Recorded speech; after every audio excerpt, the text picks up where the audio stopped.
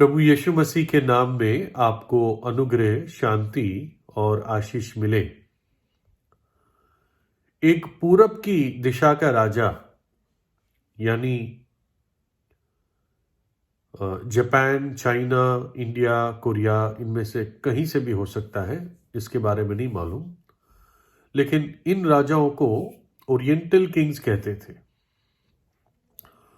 तो एक बार उसने अपने 3 बेटों को परखने के लिए अपनी उपस्थिति में बुलाया और उनके सामने 3 कलश यानी जैसे छोटे मटके होते हैं वो रखे और उनको कहा कि तुम इसमें से चुनो। पहले बड़ा चुने, फिर बीच वाला और फिर जो तीसरा सबसे छोटा वाला, वो इन मटकों में से एक चुने। तो एक मटका तो सोने का था, दूसरा एक ये समझ लीजिए कि पारदर्शी पीले पत्थर का था, जिसको इंग्लिश में एम्बर कहते हैं, शहद के रंग का होता है, और तीसरा मिट्टी का बना हुआ था। और पहले सबसे बड़े को चुनने को कहा तो उसने सोने का मटका चुना। और जब उसने सोने का मटका चुना तो उसने देखा कि उस पर लिखा है साम्राज्य। जब मटका उसने खोल के अंदर देखा तो उसमें खून ही खून था। दूसरे ने उस पीले पत्थर का मटका चुना और उस पर लिखा हुआ था वैभव, महिमा। लेकिन जब उसने उसको खोल के देखा तो उसमें मरे हुए लोगों की राख थी, मतलब जो लोग मर गए, उनके शव जलाए गए, उनकी राख उस मटके में थी। अब तीसरे के पास तो कोई चुनाव बचा ही नहीं, तो जो मिट्टी का बर्तन था उसने वो उठाया और उसके नीचे लिखा था ईश्वर। कोई ईश्वर का नाम नहीं लिखा था, लेकिन सिर्फ ईश्वर लिखा था। और ये सबसे भारी था और ये बताता है कि परमेश्वर का जो ज्ञान है वो उस सोने से और महिमा से ज्यादा बहुमूल्य है।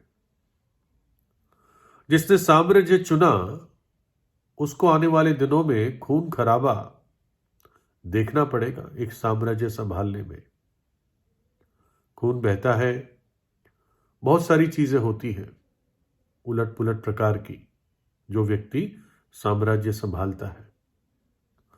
दूसरा व्यक्ति ने संसार के वैभव को चुना और आखिर में वो सारा वैभव राख ही हो जाता है। आखिर में वो मनुष्य जो कुछ वर्षों के लिए वैभव का आनंद उठाता है वो आखिर में मिट्टी या राख ही बन जाता है। और तीसरा, जिसके पास सिर्फ एक मिट्टी का बर्तन था, लेकिन वो सबसे धन्य व्यक्ति माना गया उस राजा के दरबार के मंत्रियों के द्वारा। परमेश्वर का ज्ञान वास्तव में एक बहुत बड़ी कमाई है। सच्चे परमेश्वर का ज्ञान वास्तव में एक बहुत बड़ा आशीर्वाद है। बाइबल कहती है यिर्मयाह 9 अध्याय में, यहोवा परमेश्वर यूं कहता है, बुद्धिमान अपनी बुद्धि पर घमंड ना करे, ना वीर अपनी वीरता पर, ना धनी अपने धन पर घमंड करे, परंतु जो घमंड करे वह इसी बात पर घमंड करे कि वह मुझे जानता है और समझता है कि मैं ही वह यहोवा परमेश्वर हूं जो पृथ्वी पर करुणा, न्याय और धार्मिकता के काम करता है, क्योंकि मैं इन्हीं बातों से प्रसन्न रहता हूं। एक और वचन में लिखा है, तब उसने मनुष्य से कहा, देख, प्रभु का भय मानना यही बुद्धि है और बुराई से दूर रहना यही समझ है। बुद्धि और समझ क्या है? परमेश्वर को जानना, उसका सच्चा ज्ञान पाना, ये बुद्धि है। और बुराई से दूर रहना यही समझ की बात है। नीति वचन में भी इस प्रकार से लिखा है, यहोवा परमेश्वर का भय मानना बुद्धि का आरंभ है और परम पवित्र ईश्वर को जानना ही समझ है। सिर्फ परमेश्वर को जानना ही नहीं, लेकिन साथ साथ पवित्रता को भी जानना। अगर परमेश्वर है तो उसके साथ जुड़ी हुई पवित्रता है। अगर आप ईश्वर को मानते हैं, सच्चे ईश्वर को अगर जानते हैं, तो अपने आप आपको एक पवित्र जीवन जीने की चुनौती वो देता है। ईश्वर और पाप का कोई संबंध नहीं है। जो अपने आप को धार्मिक दिखाते हैं और उनके जीवन घिनौने हैं, वो झूठी भक्ति करते हैं। उनका अंत नरक में ही होगा, क्योंकि पापों की मजदूरी मृत्यु है और वो मृत्यु नरक के दंड में ले जाती है। जो व्यक्ति पाप में मरता है उसका अंत नरक में है। जो पापों की क्षमा पा लेता है तो मरने के बाद भी अनंत जीवन में, मुक्ति में, मोक्ष में प्रवेश करता है। पुराने समय का जो एशिया माइनर था, वो मतलब आज से समझ लीजिए 2500 साल पहले क्रोएसस करके राजा था लिडिया नगर का, और 14 वर्ष इसने राज किया और इसके पास बहुत धन था। मतलब ये इसके धन के कारण बहुत मशहूर था दुनिया में। और ये 14 वर्ष ही राजा इसलिए रह पाया क्योंकि फिर फारस का जो कुसरू राजा था इसने उसको हरा दिया। तो क्रोएसस जो धनी, सबसे धनी व्यक्ति कह दीजिए व्यक्तिगत रीति से, चाहे उसका राज्य इतना धनी ना हो, लेकिन व्यक्तिगत रीति से ये बहुत धनी था। शायद सबसे ज्यादा धनी था उस इलाके का या उस छोटी दुनिया का। तो क्रोएसस जो सबसे धनी व्यक्ति था, उसने सबसे बुद्धिमान व्यक्ति से एक सवाल पूछा। वो बुद्धिमान व्यक्ति कौन था? उसका नाम थालेस था। और थालेस एक यूनानी मैथमेटिशियन था, गणितज्ञ था। वो अंतरिक्ष का वैज्ञानिक था, एस्ट्रोनॉमर था और एक दार्शनिक था। और ये मिलिटस नामक जगह में रहता था। ये भी एशिया माइनर से ही जुड़ी हुई जगह थी। और इसको यूनान के 7 बुद्धिमान व्यक्तियों में से एक माना जाता था, थालेस। तो कह सकते हैं कि सबसे धनी व्यक्ति ने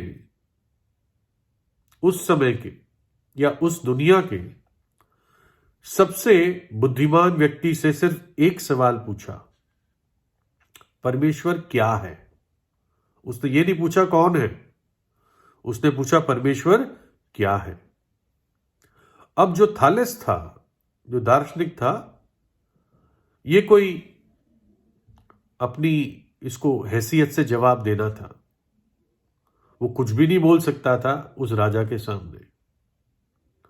तो उसने कहा कि मुझे एक दिन और दो, ताकि मैं और सोच विचार करके तुम्हें बताऊं।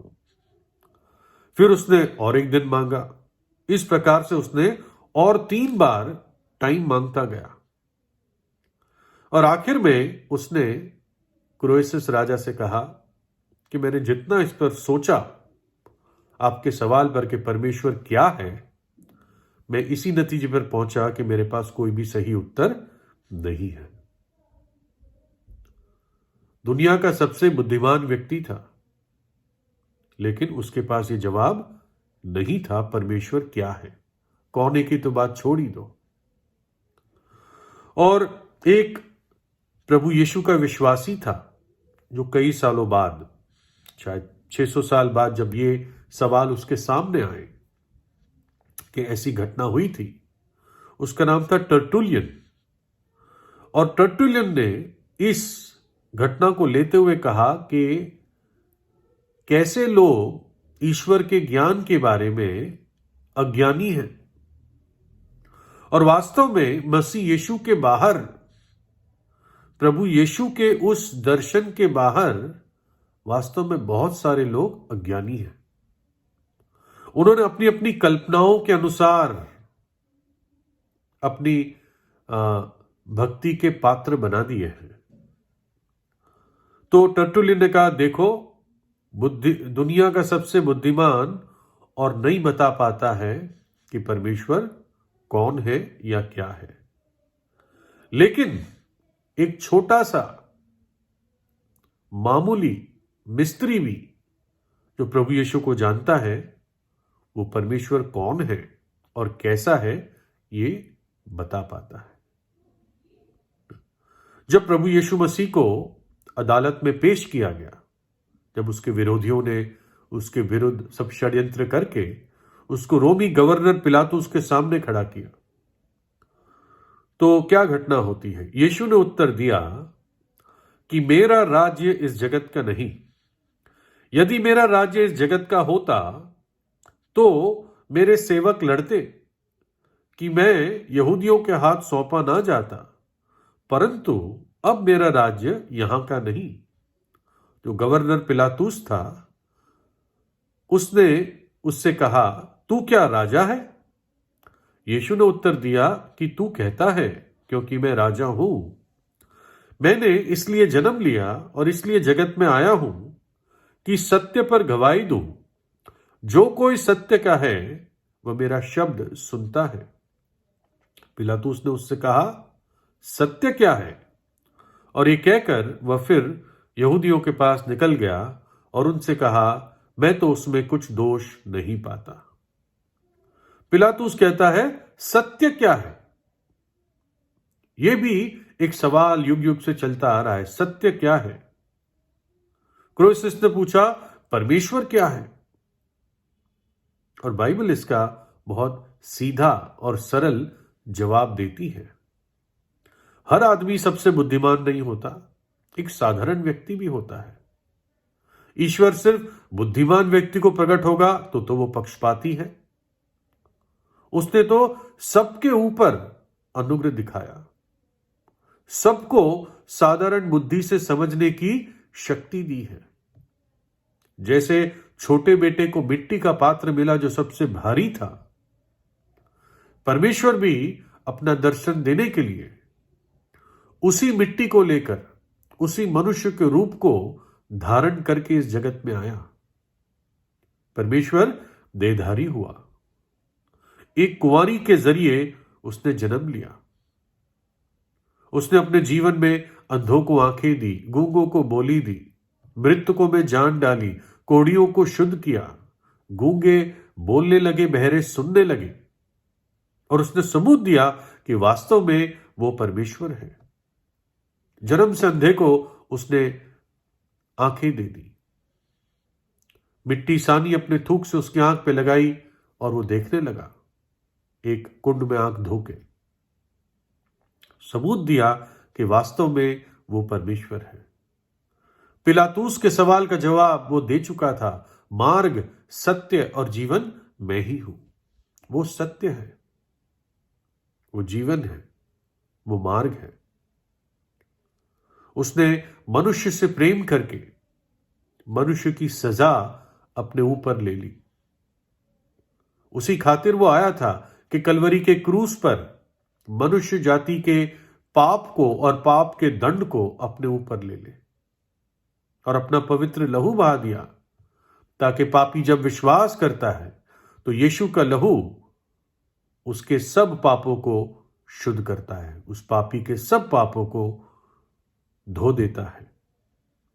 और इतना ही नहीं, क्योंकि वो परमेश्वर था, सृष्टि करता था, मृतकों में से तीसरे दिन जी उठा। मृत्यु इसलिए सही क्योंकि हमारी सजा थी, तीसरे दिन इसलिए जी उठा क्योंकि वो परमेश्वर था, मृत्यु उसको हरा नहीं सकती और उसके पास अधिकार है कि हमारे पापों को क्षमा कर सके।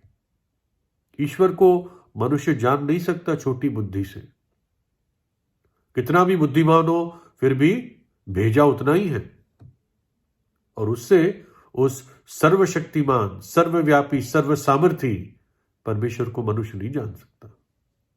इसलिए परमेश्वर खुद मनुष्य का रूप धारण करके अपना दर्शन, अपना परिचय, अपनी समझ देने के लिए मनुष्य के इतिहास में वो पैदा हुआ, प्रभु यीशु मसीह। और जैसे मैंने बताया, अगर परमेश्वर है तो साथ में पवित्रता है। उसका नाम ही यीशु अर्थात पाप क्षमा करने वाला, पापों से बचाने वाला था, है ना। प्रभु यीशु पाप क्षमा करने के लिए आया, व्यक्तिगत जीवन में कार्य करने के लिए आया, धर्म बनाने नहीं आया। भक्ति का भेद बड़ा गंभीर है। भक्ति का भेद कोई नहीं जान सकता, भेद है वो। लेकिन कब जान सकता है? ईश्वर शरीर में प्रकट हुआ। यीशु को देखकर मैं ईश्वर को जान पाता हूं। उसको देखकर मुझे पता चलता है कि वो प्रेम करता है, कि वो पवित्र है, वो सर्वशक्तिमान है और वो मृत्यु पर जयवंत है। तो आज ही प्रभु यीशु से प्रार्थना कीजिए, सच्चा पश्चाताप कीजिए और प्रभु यीशु को अपने हृदय में बुलाएं। प्रभु यीशु आपको आशीष दे।